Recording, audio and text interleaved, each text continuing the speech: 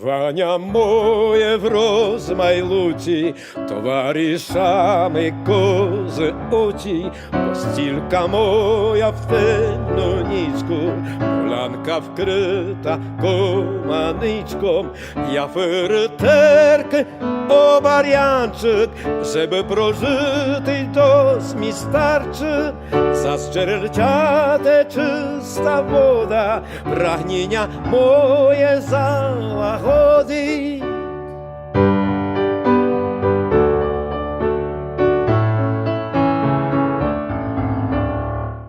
A kiedyż przyjdą do mnie w zimie,